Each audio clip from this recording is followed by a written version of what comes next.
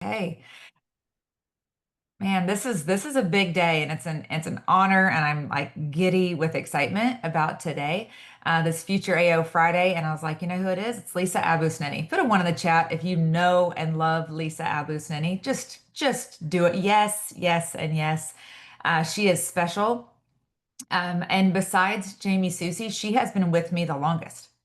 She's been with me January of 21. She and Cuppernell are the only two that were part of my AO run back in the day. Back in the day. When I say, man, I'm proud of her, think of how many people she has seen come and go in 5 years. She's a single mom. And when I say single mom, I'm talking like, nobody else is helping her with her two kids, right? This was all on her this entire time. Another way that I completely admire her for making this thing happen. And over the years, she's had to go back and get a part-time job. She went back and bartended for a while in order to make this happen, but she never let up. She never let go. And she has found a way to give back to this company and to so many people. She's a sounding board to a million people. She's the person that people go to. And fun fact, she's also a chef. She's actually making our son's wedding cake here in August. But when it comes to this business, the reason why we have her on Future AO Friday, man, just so proud of her because, she will say her journey is her journey.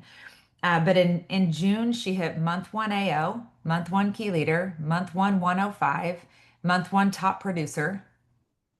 And I will say it's no coincidence that she's also in the best health shape that I've seen her. She just finished 75 hard. She said, I don't know how I somehow lost 10 more pounds. And we saw her yesterday. I was like, what is going on with you? She looks better than ever. Her skin looks better. Her hair looks better. Her body looks better. Everything is better. She's a better mom, better everything. But to see her numbers catch up to what we've always known as her potential is just the absolute best. Lisa Abusnineh, where are you? Somewhere. There Thank you are. As Jared would say, Abusnineh, but it is Abusnineh, in case you guys wondered how to. And the best way to remember it is A bus 9H. I learned that early and it stuck. So Lisa, I'm gonna let you just take it from here. But Jared and I are so proud of you and just so grateful that you trusted us way before you should have. We were Sarah and Jared 1.0, and you have rode through 2.0, 3.0. I'm not sure what we're on now, but truly we have grown together, sister, and I'm just so grateful that you didn't give up on us either. So welcome, well, Lisa. thank you so much. Truly honored to be here. I will give kind of just a little background on myself. So, guys, I grew up in a home, it was not roses and sunshine. It really more so was the kind where Child Protective Services is involved. Blessed to have my great grandmother who showed me something different. One of the few memories that I have was a kid picking peas in her garden. We would then sit at the kitchen table. She would make me a bean dip and bacon sandwich. And I swear, sounds totally weird. Do not knock it unless you've tried it. Um, but we would talk while shelling peas. My mom, Edie, was who truly planted the seed in me that I'm worthy, deserving of love, and meant for more. My great grandmother's house was exactly where I needed to be to have learned that. Fast forward a long time to the end of 2020, and I am in the dumpster fire of what COVID is doing. Working as a general manager for Mod Pizza, truly just kind of struggling. Often on my drives to work, I would cross over Lake Houston and think, how fast do I have to drive to break through the barricade? Um, Hanging on by a thread, working 70 hours a week. I have a district manager who, when you work for somebody who is not for you, it's really hard. So I can look and with full gratitude of knowing when you have people who are for you, it makes a difference.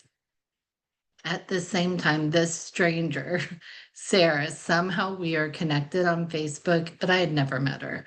She is posting, she looks happy, She loves this career in insurance. And I thought, insurance?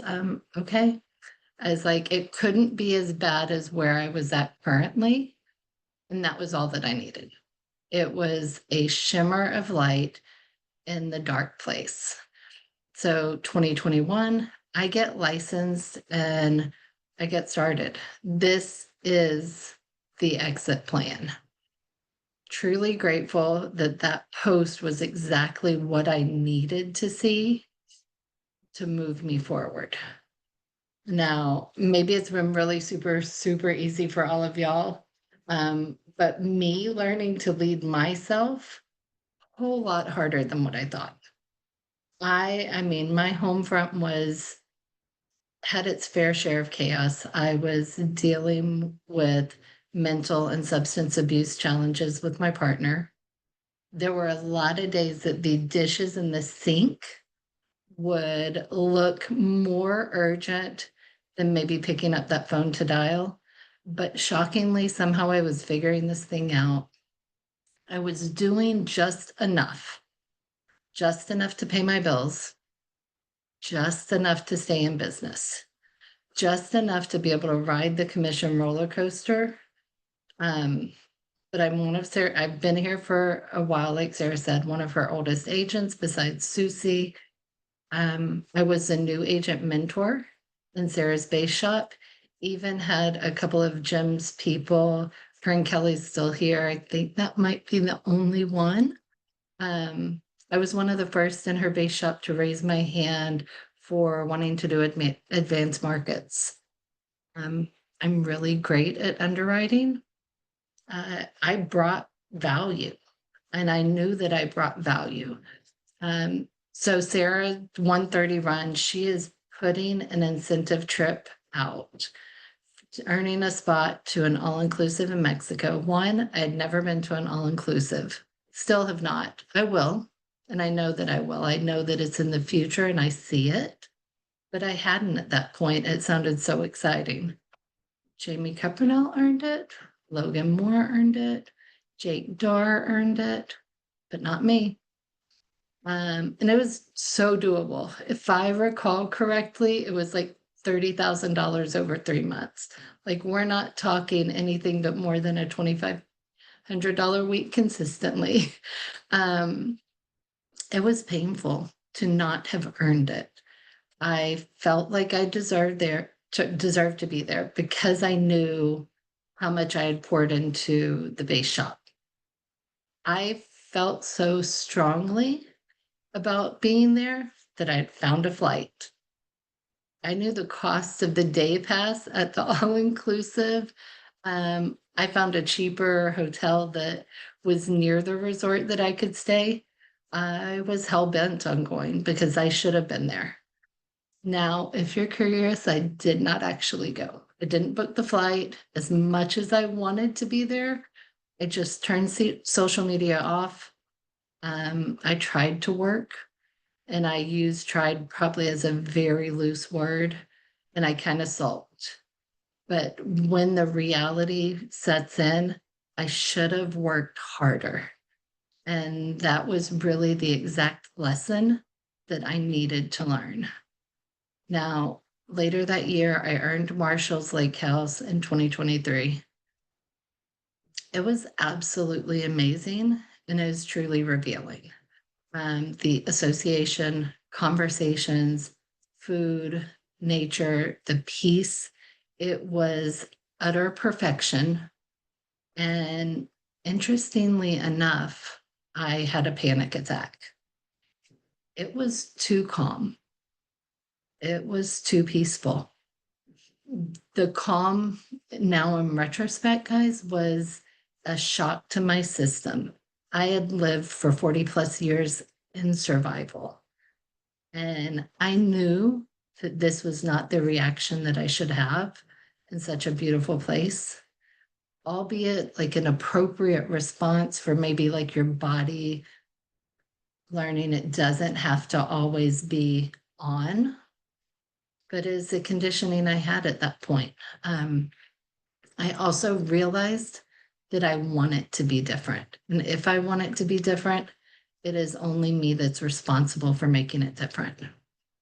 So I started the work. I ended up earning a trip to Asheville for a leadership retreat, Marshall's again in 2024. After several rehab trips and countless attempts to make it work, my boyfriend and I separated. I realized that would never work and I would never be able to be what I needed to be. It might have probably been the longest breakup in the universe. But I remembered what my mom Edie taught me, that I was worthy of happiness and deserving of love. And that's really when the real work started. One of my favorite core values, guys, is relentless pursuit of personal growth. It also is probably the most painful if you truly dive into it. I had to let go of a version of me that was no longer serving. I needed to extend the fullest amount of gratitude to the person who helped me survive all of the shit that I've been through. And I'm so sorry for the cuss word. Uh, Probably not shocking to many, but it's part of my normal language. So, but it really is, guys, the most appropriate way to put what my life was. I wouldn't wish what I'd been through on my worst enemy, but it was hard to let go of the person that kept you alive. Like, and y'all may or may not have ever been in that same position, but sometimes to move forward, you do have to let like a version of you die off. There were lots of books, anything Maxwell. I mean, that's gonna be one of the best. Worthy by Jamie Kern Lima. Um, any of the badass books by Jen Cisnero, and then the Bible. I needed to feed my brain with new information. I needed to remember what I learned shelling peas and eating bean dip sandwiches. I am meant for more. So I decided quietly to start 75 hard. And it was April 2nd this past year. And I had started it before, never finished. So April 2nd this past year, didn't tell anybody initially. Um, Finished on June 20th on day 79. What I learned was what you focus on is going to feed your soul. And what I wanted needed to be the priority. I am and continue to be a huge work in progress. But what I've learned is I'm no longer willing to sacrifice myself for anyone else. I will be selfish, which is actually one of the most loving things that you can do for yourself, is putting yourself first.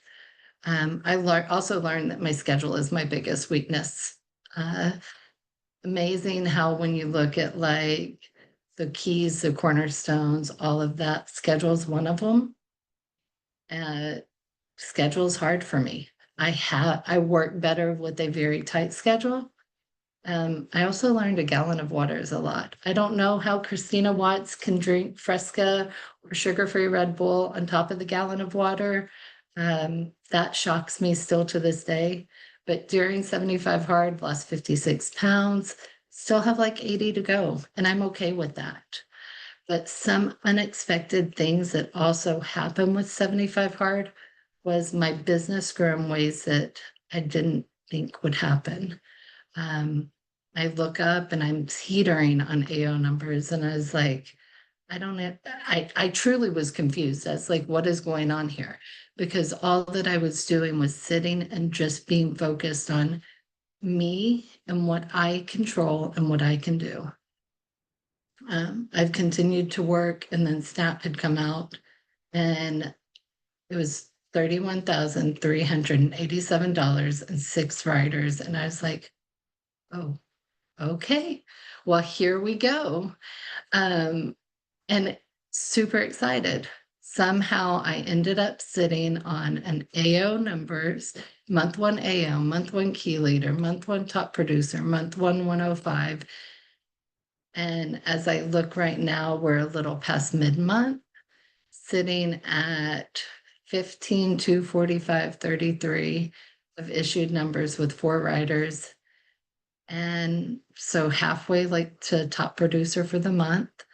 I don't know how it's really going to turn out, but what I do know is I'm not going to quit. Whether it's an AO month 2 or maybe AO month 2 is 6 months down the road. It'll happen, but I'm going to continue to just work. There's growth and the lessons that are still to be learned for me. And I'd messaged Sarah right before she'd went on an incentive trip this past week to Lake Norman about just kind of what the style of today would be. And she said, speak from your heart. So I told her, I was like, don't cry too many tears missing me, with like a laughing emoji, because I didn't earn the trip to Lake Norman. Am I capable of it? Totally am. This time, guys, I didn't try to find a flight. I didn't look for a cheap Airbnb, nor did I even turn social media off. And they weren't even posting that often, which was annoying because I wanted to celebrate them. I am happy for them. I wanted to enjoy that with them, knowing that what I told Sarah in that next text was, I am exactly where I should be right now. I'm present in my business, present for my kids, present for myself. I'm not exactly where I haven't reached the destination. I'm not where I'm supposed to be yet. Like I'm not at the end goal, but I am present where I am supposed to be. And all I can say is if anybody ever feels like you're stuck, you're not. You're in a season right now of learning. We all are. The faster that we learn the lessons, the sooner that we get to move. But have fun in the journey. It's going to be worth it. And just know that we are all worthy and we are all meant for more. And we are all exactly where we need to be right now. That's it.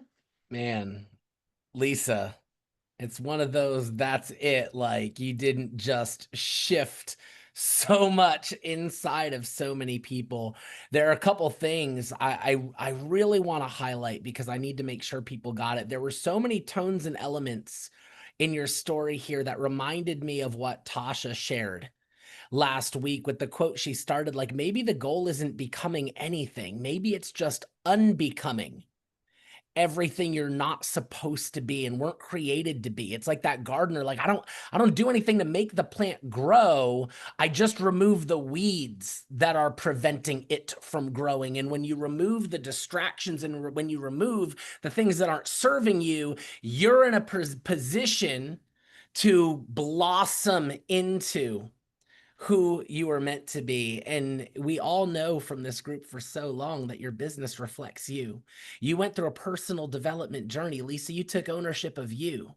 You dove into becoming the best version of you. And then surprise, AO numbers. I'm not surprised. The business is always a reflection of the person, and you went to work. And what was the byproduct of that was business growth. Like it's not a surprise to me anymore. It is the key. And then I think my favorite thing highlighting your story here is we hear a lot around symmetry of those people that come in and hit AO in 7 months. They hit AO in a year. They hit AO in, 15 months. And yes, cheer, clap. And a lot of them are leveraging growth that they did before they came here. But the reality for most people is they come here, and this is both the start of growing a business and growing themselves. And that journey's necessarily going to take longer because your business can't outgrow you.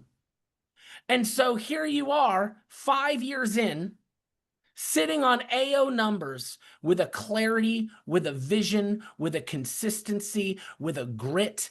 And yeah, It's been 5 years, and you know what? You're a lot further ahead than all the people that you watched quit along the way because it wasn't happening fast enough for them.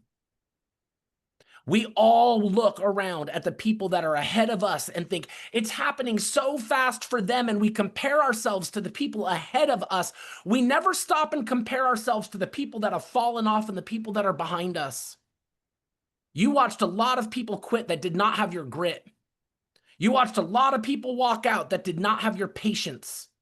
You watched a lot of people leave here, give up on their dreams, go back to the plan B, because they didn't have that patience, that willingness to grow, that willingness to stay here, the recognition that even if AO is 5, 6, 7 years, that time's going to pass anyway, and I'm building something for me, for my legacy, for my family, for my dreams, that it's not about going fast, it's about doing it.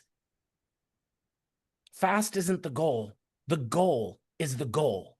Fast can be fun, but it's not the goal. 20 years from now, you will blow your mind at what you did if you stay the course and you make consistent progress. Lisa, I'm really, really proud of you. I'm proud of what you've done. Yes, I was one of the very early ones to start sending you my people because I'm like, I am not good at this yet, Lisa, and I need some help. And so, yeah, Corinne Kelly was one that's still here that I gave to you early on to help. Thank you for your abundance. Thank you for stepping into leadership, both leading yourself and leading others, and being willing to share that journey and those lessons with us. It is so important, and we're honored by you. Thank you so much. Honored to have been, honored to be here. Genuinely.